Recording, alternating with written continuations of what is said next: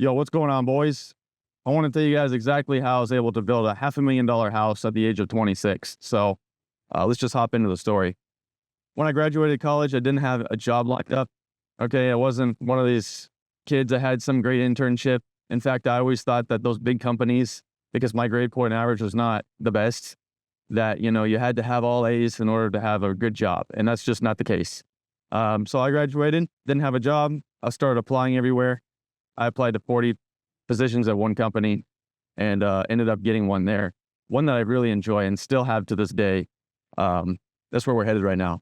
But I do want to say that I didn't know anybody when I moved up here, okay?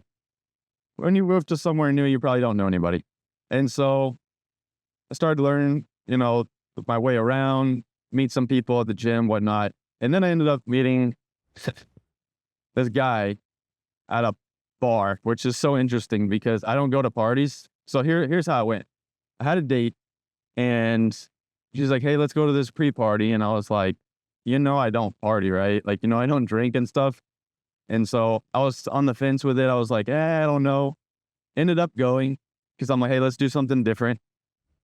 And then after that, once we were there was this chick yelling about how her and her boyfriend were going to be moving to this location that was kind of near the city, but on the river. And I'm like, huh? Because I was just looking for I was trying to leave my apartment because it turned into like a Section 8 housing, and basically things were getting robbed, stolen, and cars busted into, and I wasn't about that. So I was trying to leave. I was in the process of trying to rent out a house for about $2K a month, and I was actually approved for it. But during this whole time, I had like a fork in the road decision in life. And this is one of those things I just prayed about a lot. I was like, listen, it's like a fork. Like, it's going to go this way or this way. And I tell you right now, I would not be in the position I am right now if I had taken the other path. So let's go ahead and keep going. So I was at that party. Then the boyfriend showed up that night, and he was just kind of there, like blind-faced or dead-faced, whatever you want to call it. And I was just like, dang, this guy doesn't want to be here. And so he just started talking about, hey, come on over to the house tomorrow. We're going to go ahead and pick out tile and all this stuff. And I was like, okay. So I was willing and open to go ahead and look at that opportunity. So I went over there, saw what they were doing. Then we walked around to a couple of the streets where his other friend was. And he comes out ranting about how apartments are trying to, get one over on him. And it was just a bad situation because he was the first one to move into this neighborhood area. And it was kind of upsetting for him.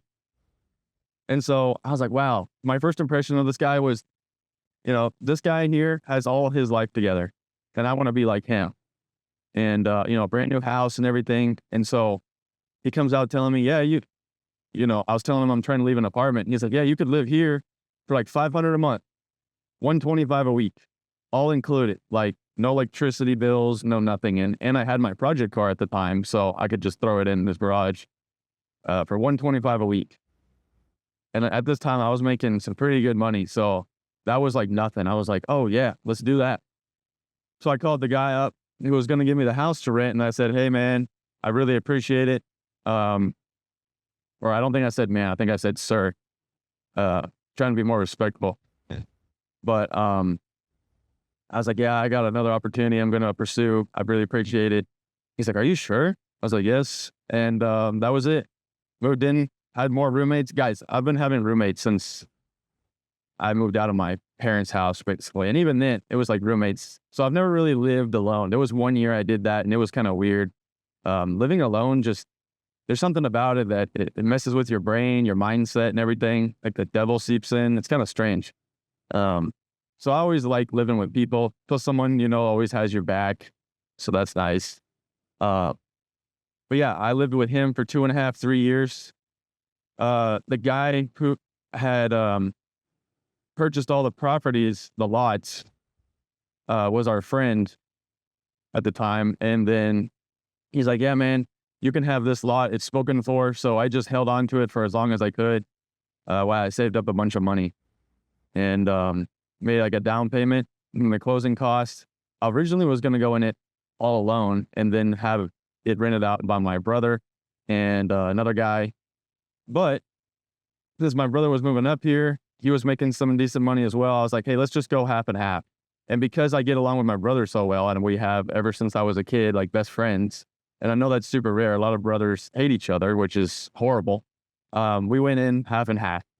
And so we put down all that money and we built the house. Within 4 or 5 months, it was done. We were able to watch them because it was like a couple houses straight down. I was able to go there every single day and just see what the progress was. And honestly, if it hadn't been for that one decision, I wouldn't be in this position today. And so, I really thank my old roommate, who honestly I thought was like more of my older brother, for everything he did for me, because I'll tell you what, totally changed the direction of my life. And I prayed a lot about that. I was like, Lord, you got to show me the way. And he said, this is the way. And so I didn't see God almost as clearly as that day. So that was awesome. The day I made that decision and how everything just aligned up. And I always use that analogy, the total solar eclipse, how everything was just so perfectly lined up that day. And that's how I was able to pretty much afford and buy that $500,000 house that we have today. It's already appraised so much in value. They're building more houses around, and all my buddies, we all live along the same street, and they're all brand new houses. So it's really fun. And so I guess the story here is you got to have a little bit of luck. You got to have good timing. You got to work hard, and you got to be able to sacrifice short-term fun for long-term gain. What do I mean? I wasn't out spending a bunch of money. I had to, if something was over $100, I had to really think, is this worth $100?